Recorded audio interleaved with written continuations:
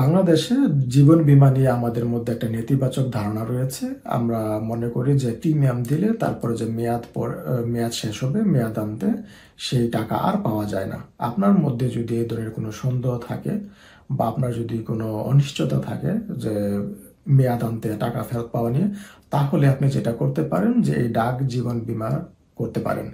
এই ক্ষেত্রে আপনি মেয়াদ আনতে কিন্তু টাকা পেয়ে যাওয়ার একটা নিশ্চয়তা রয়েছে। আপনি এই ডাকঘর থেকে আজীবন চুক্তি বীমা, মেয়াদি জীবন বীমা, শিক্ষা বীমা, বিবাহ বীমা এবং এন্ডোমেন্ট বীমা করতে পারেন।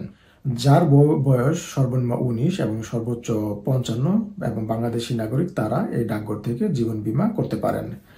এই ডাক জীবন বীমার ক্ষেত্রে দুইটি বড় সুবিধা হলো যে আপনার প্রিমিয়ামের পরিমাণ কম হয়ে থাকে অন্যান্য বীমা কোম্পানির তুলনায় এবং কোনো ডাক্তারি পরীক্ষার দরকার হবে না। আপনি জানেন যে অন্য বীমা কোম্পানিতে যদি বীমা করতে যান তাহলে কিছু কিছু ক্ষেত্রে ডাক্তারি পরীক্ষার দরকার হয়, কিন্তু ডাকঘর থেকে আপনি যদি ডাক জীবন বীমা করেন তাহলে এই ধরনের কোনো পরীক্ষার দরকার হবে না। আরেকটা বড় সুবিধা হলো যে আপনাকে এখান থেকে যে মুনাফা দেওয়া হবে মেয়াদ আনতে বা বোনাস দেওয়া হবে, তা থেকে কোনো উৎসে পরিবর্তন করা হবে না এবং সম্পূর্ণটাই করমুক্ত। এখন আপনি যদি ডাকঘরে যদি বীমা করতে চান, জীবন বীমা করতে চান, তাহলে কত টাকা প্রিমিয়াম দিলে আপনি কত টাকা মুনাফা পাবেন সেটা চলুন জেনে নেই। আপনি যদি আজীবন বীমা করেন তাহলে আপনি প্রতি হাজারে বোনাস পাবেন 42 টাকা।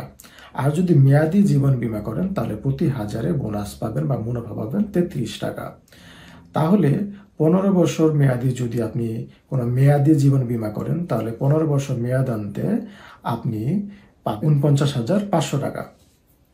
এখানে ভেবে দেখুন, আপনি প্রতি বছরে 1,000 টাকা করে প্রিমিয়াম দিচ্ছেন এবং 15 বছরে আপনি 15,000 টাকা তাহলে প্রিমিয়াম দিচ্ছেন এবং 15 বছর মেয়াদ আনতে আপনি মোট পাচ্ছেন হলো 49,500 টাকা। আপনি প্রিমিয়াম দিয়েছেন 15,000 টাকা, পাচ্ছেন হলো 49,500 টাকা। তাহলে আপনি বাড়তি এখানে পাচ্ছেন মুনাফা বা যেটা বোনাস, ওইটা হলো যে 34,500 টাকা। এখানে কিন্তু প্রায় আপনি দ্বিগুণেরও বেশি আপনি মুনাফা বা বোনাস পাচ্ছেন। এখন আপনাকে যখন এই 34,500 টাকা যখন মুনাফা বা বোনাস দেওয়া হবে তখন কিন্তু উৎসে কোনো কর কর্তন করা হবে না, অর্থাৎ পুরাটাই আপনি পেয়ে যাচ্ছেন। অন্যদিকে আপনি যদি অন্য কোনো জীবন বীমা কোম্পানিতে যদি বীমা করেন তাহলে আপনাকে যে মুনাফা বা বোনাস দেওয়া হবে সেখান থেকে কিন্তু উৎসে 5% করে কর কর্তন করে রাখা হয়। এখানে আপনার এই 5% কর কিন্তু সেভ হচ্ছে, পুরোটাই আপনি মুনাফা হিসেবে পাচ্ছেন।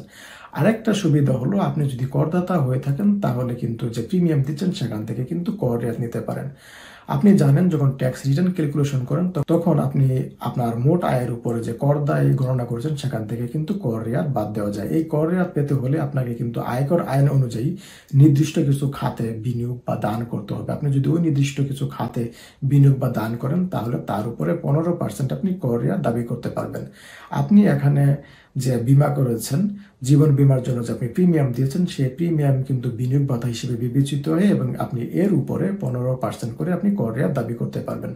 ধরুন আপনি ডাকঘরে জীবন বীমা করেছেন, প্রতি বছরে 1 লাখ টাকা করে আপনি প্রিমিয়াম দিচ্ছেন, তাহলে এই 1 লাখ টাকা প্রিমিয়ামের উপরে আপনি 15% হিসেবে কর রেয়াত পাবেন 15,000 টাকা। ধরুন আপনার ট্যাক্স আসছে বছর শেষে 30,000 টাকা, তাহলে আপনি এখানে কর রেয়াত পেয়েছেন 15,000 টাকা। তাহলে এই 15,000 টাকা বাদ দেওয়ার পরে আপনার নিট কর দায় থাকবে 15,000 টাকা। ওই 15,000 টাকা আপনি কর দিবেন, তাহলে এখানে আপনার 15,000 টাকা কিন্তু ট্যাক্স সেভ হলো। আজ তাহলে এ পর্যন্তই, ধন্যবাদ।